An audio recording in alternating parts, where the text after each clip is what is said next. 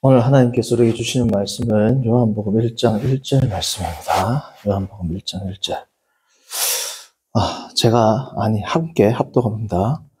태초에 말씀이 계시니라. 이 말씀이 하나님과 함께 계셨으니 이 말씀은 곧 하나님이시니라. 아멘. 오늘은 제가 혼자는 아니고 제 아내가 너무 아파가지고 지금 응급실에 갔다 왔는데 하나님의 은혜로 지금 어쨌든 이제 거동을 하고 있는데 거동도 잘 못하고 거의 누워 있는데 지금 이제 본당에 앉아 있긴 한데 이렇게 카메라를 조작하고 하는 게 힘들어서 제가 눌렀습니다. 많은 기도 부탁드립니다. 자, 오늘은 예수님의 죽으심은 가능한가에 대한 세 번째 시간이 됩니다. 원래는 어제부터 해야 되는데 어제 이제 계속 병원에 있어가지고 제가 드리지 못했고 오늘부터 해서 이제 토요일까지 해서 6번을 하겠습니다. 예수님의 죽으심은 가능한가? 지난주에 이제 두 번째 시간에서 우리가 골로새 1장 15절을 보았습니다. 골로새서 1장 15절을 보면 만물보다 파세스 피스테오스, 만물보다 먼저 나신 이라고 번역하는 여호와의 증인의 번역이 만물보다 먼저 나신 이라고 번역할 수 있는 이유가 그들이 이 소유격을 부분속격으로 보았기 때문인데 소유격의 용법은 매우 다양하기 때문에 부분속격으로만 볼 수 있는 것이 아니라 종속속격으로도 볼 수 있다. 종속속격은 뭐라고요? 모든 만물을 다스리는, 모든 만물의 으뜸이신 분이다라고 번역할 수도 있기 때문에 이 두 가지가 서로 상충되는데 지난번에 우리가 살펴보았던 것은 뭡니까? 여호와의 증인이 말하는 만물보다 먼저 나신 이로만 번역할 수 있는 것은 아니라 만물 가운데 으뜸이신 분으로도 번역할 수 있다.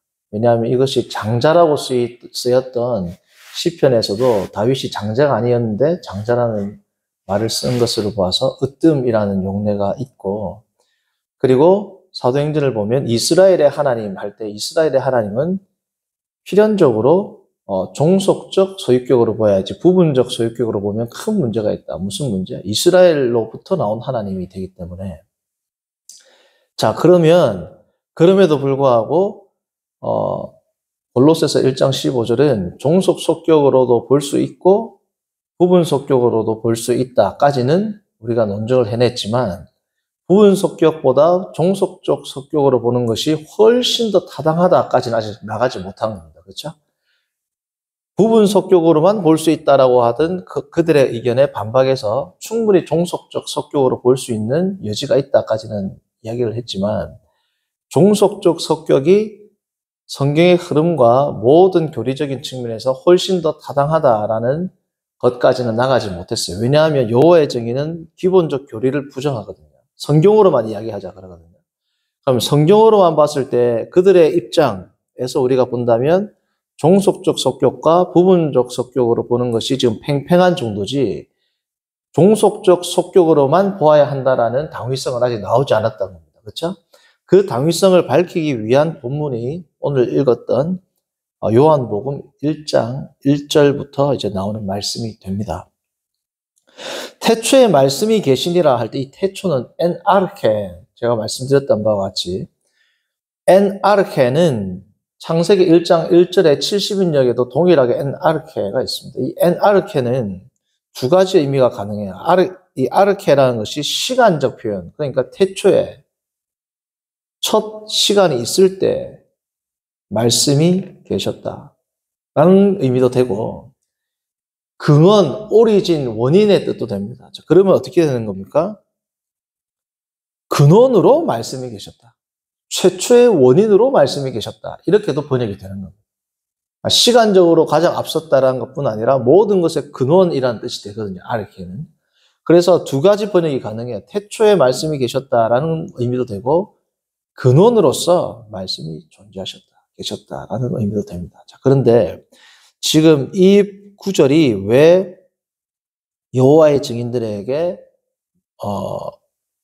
그들의 입장을 논증하고 그들의 입장을 강화하는 구절로 쓰이냐면, 그들은 예수님을 하나님보다 열등한 신, 마치 아리우스 이단과 같이 이제 앞으로 살펴보겠지만 하나님보다 열등한 신으로 생각했기 때문에 피조된 신 정도로 보았습니다. 천사들 중에서 가장 탁월한 천사 정도로 본단 말이죠. 그 논거를 어디서 가져오느냐? 태초에 말씀이 계시니라, 이 말씀이 하나님과 함께 계셨으니, 하나님과 함께 계셨으니 할 때 이 하나님은 누구예요? 성부 하나님이거든요. 그러면 성부 하나님에게는 톤 세온, 이래서 정관사, 남성 단수, 목적격 정관사가 쓰인 겁니다. 호라는 이 남성 명사가 이제 목적격으로 되면 톤이 되거든요. 그런데 뒤에 이 말씀은 곧 하나님이시다, 예수님을 의미하는 하나님이시다에는 정관사가 있다 없다? 정관사를 안 썼단 말이죠. 그러니까 여호와의 증인은 뭐라고 이야기를 하느냐?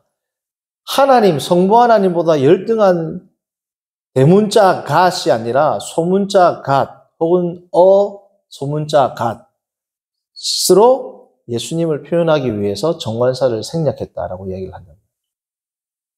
그리고 뒤에 나오는 2절도 그가 태초에 하나님과 함께 계셨고 할 때 이 하나님이 성부 하나님이죠. 이 성부 하나님을 의미하는 이 단어에도 동일하게 프로스톤 세온, 또 정관사가 탁 찍혔단 말이죠.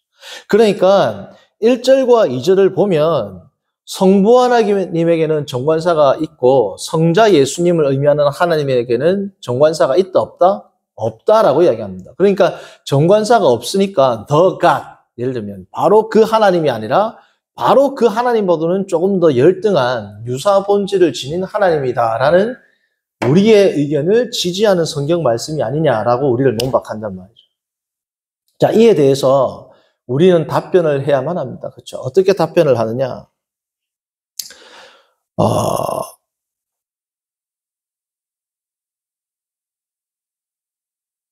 콜웰 룰이라고 있습니다. 콜웰 룰. 콜웰 룰이 뭐냐면, 콜웰이라는 학자의 이름을 따서 지었는데 1931년도에 어니스트 카드맨 콜웰이라는 박사가 그의 박사 논문을 씁니다. 그의 박사 논문을 쓰는데 신학교에서 중급, 초급을 지나서 중급 헬라어로 넘어가면 우리 이제 중급 헬라어로 넘어가면 정관사 용법을 배웁니다. 정관사 용법, 헬라어에서. 헬라어는 부정관사, 영어의 부정관사 어나 어는 없어요. 부정관사 자체가 없습니다. 그러니까 정관사가 없으면 부정관사를 쓰는 경우도 있고 쓰지 않는 경우도 있는데, 그런데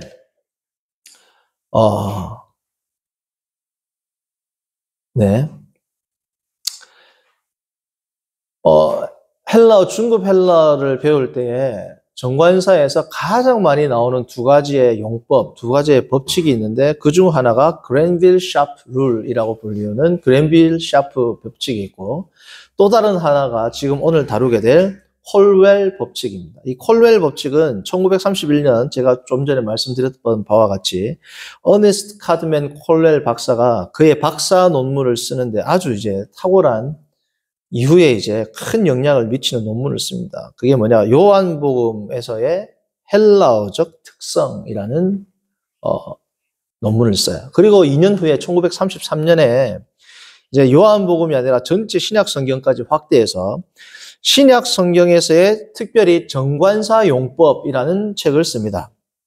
신약 성경에서의 정관사 용법. 이 이후로부터 약 100년 동안 정관사 용법에 대해서 헬라어 학자들이 엄청나게 이제 많은 노고를 쏟아서 이제 연구를 하게 됩니다. 그래서 적어도 신약 성경에서 아니 혹은 코인의 헬라어에서 정관사의 용법, 정관사가 있는 것 혹은 정관사가 없을 때에 어떻게 정리를 했느냐? 일반적인 법칙입니다. 자, 이렇게 나옵니다. 이제 이 콜웰 법칙을 이제 다듬는 거죠. 콜웰 법칙을 다듬어서 소위 콜웰 룰에서부터 콜웰 컨스트럭션이라는 이러한 개념이 생겨나는데요. 그래서 콜웰 룰을 다듬고 나서 한 100년 정도 지나고 난 이후에 어떻게 헬라 학자들이 정리하느냐, 이 관사용법을, 정관사용법을. 자, 제가 인용해 왔습니다. 정관사를 지니지 않는 수로 명사는 대부분 성질을 나타내거나 때로는 한정적으로 쓰인다. 비한정적 용법으로 사용되는 경우는 극히 드뭅니다. 자, 이게 어떤 의미냐? 정관사를 지니지 않는 수로 명사. 오늘로 말하면 이 수로 명사가 뭐냐면 1장 1절 하반부에 나오는 수로 명사라는 것은 영어로 말하면 he is a doctor 할 때 이 doctor입니다. 비동사 뒤에 나오는. 자, 그래서 이 수로 명사가 요한복음 1장 1절 하반절에 보면 이 말씀은 곧 하나님이시다 할 때 이 하나님이 수로 명사인 겁니다. 근데 이 수로 명사가 정관사를 지니지 않는다고 해서 비한정적 용법으로 사용되는 경우는 극히 드물다라고 나옵니다. 명사라고 사용되는 경우는 극히 드물다는 거예요. 자, 그래서 여기 이 콜웰 룰에 해당하는 앞에 여러 가지 법칙들이 있는데 제가 이 중요한 부분만 제가 인용을 한 겁니다. 그래서 오늘 이 본문과 연관을 시켜본다면 뭐냐면 이 말씀은 곧 하나님이시라 할 때 이 하나님 앞에 정관사가 없다고 해서 소문자 gat으로 쓸 수 없다는 거예요.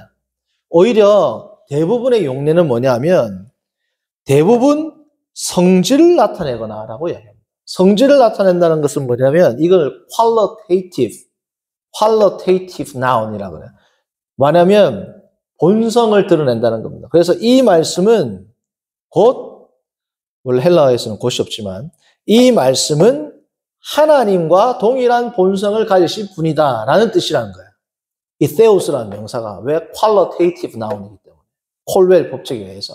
그래서 이 말씀은 곧 이 말씀은 하나님과 동일한 성질을 가지신 존재다라고 번역을 하는 게 훨씬 한글 번역으로 매끄럽다는 거예요.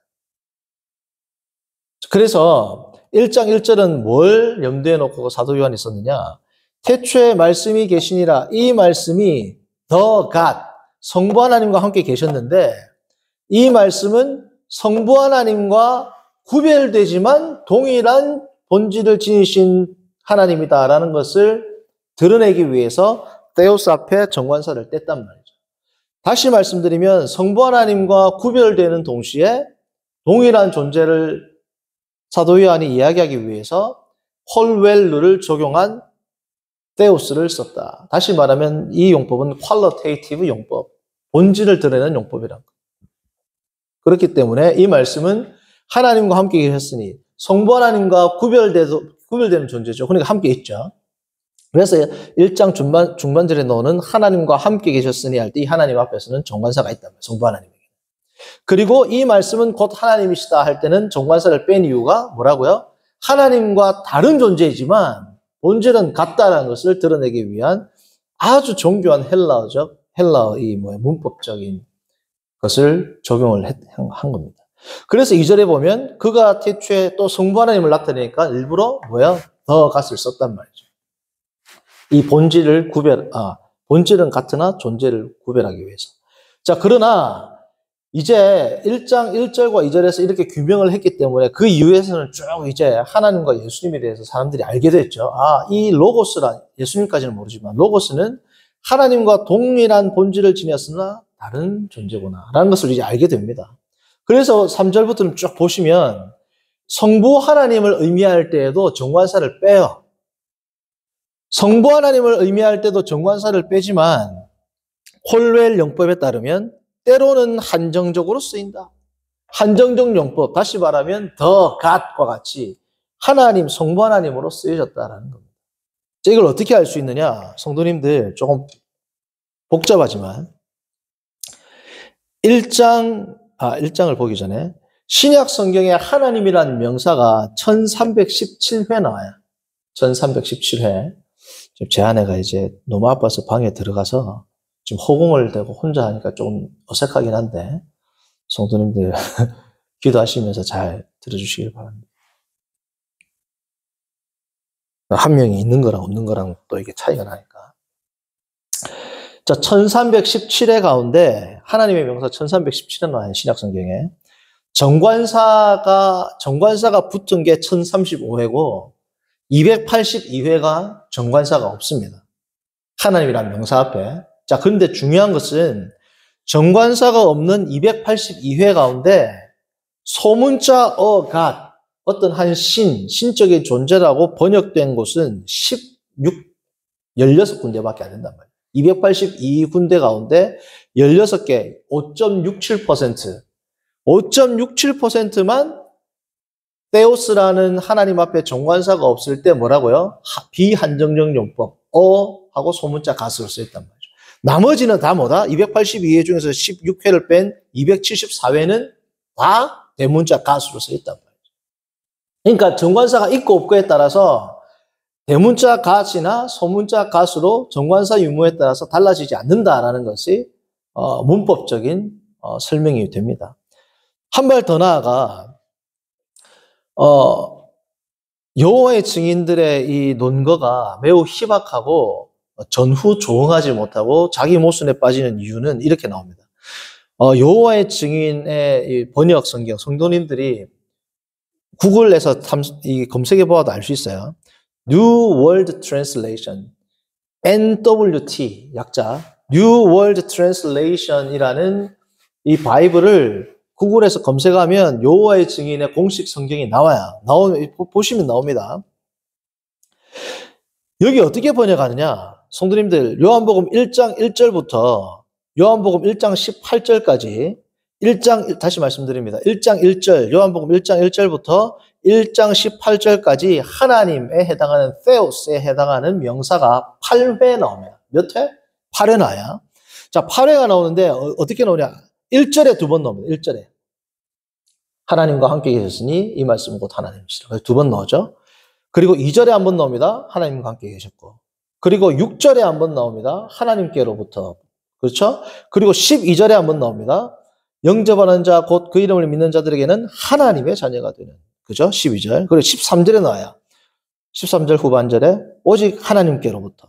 그리고 18절에 두 번 나옵니다. 하나님을 본 사람이 없으되 독생하신 하나님이 나타나셨다. 이렇게 해서 총 8회 나와요. 1절에 2회, 2절에 한 번, 6절에 한 번, 12절에 한 번, 13절에 한 번, 18절에 두 번 해서 8회 나온단 말이죠. 자, 그런데 이 8번, 자, 지금부터 중요합니다. 다 집중을 딱 하고, 단디 한번 들어보세요. 이 8회가 나오는데 그 중에서 정관사가 나온 거는 딱 두 번밖에 없어요. 1절에 하나님과 함께 계셨으니와 2절에 하나님과 함께 계셨고 에서만 정관사가 나오고 나머지 뭡니까? 6절, 12절, 13절, 18절은 모두 6번 다 뭐라고요? 정관사가 없다. 자, 그런데 여호와의 증인들이 그들이 번역한 성경에도 보아도 2절에 6절에 정관사가 없습니다. 뭐라고 했느냐? 하나님께로 보내심을 받은 사람. 여기서의 하나님은 누구? 예수님이 의미하는 거 아니겠죠? 그들은 대문자 가스로 썼습니다. 정관사가 뭐라고요? 없는데 그들의 입장으로 본다면 정관사가 없다라면 6절의 하나님은 하나님보다 못한 존재가 되어야 되기 때문에 가시나 소문자 가스로 써야 하지만 그들은 대문자 가스로 썼단 말이죠. 다시 말씀드리지만 정관사가 없습니다. 6절은. 12절도 없어요. 정관사가. 그런데 대문자 가스로 썼어요. 13절도 없어요. 그런데 대문자 가스로 썼습니다. 18절도 전반절 말씀이 육신 가운데 거하시며 우리가 그의 영광을 보니 이건 14절이고 죄송합니다. 18절 본래 하나님을 본 사람이 없을 때 정관사 없습니다. 아버지 품속에 있는 독생하신 하나님이 나타나셨느니라. 이것도 정관사가 없어요. 그런데 앞에 거는 대문자 가스로 쓰고 뒤에 거는 소문자 가스로 썼습니다. 왜요? 독생하신 하나님은 그들이 말하는 예수님인데 예수님은 열등한 신이거든요.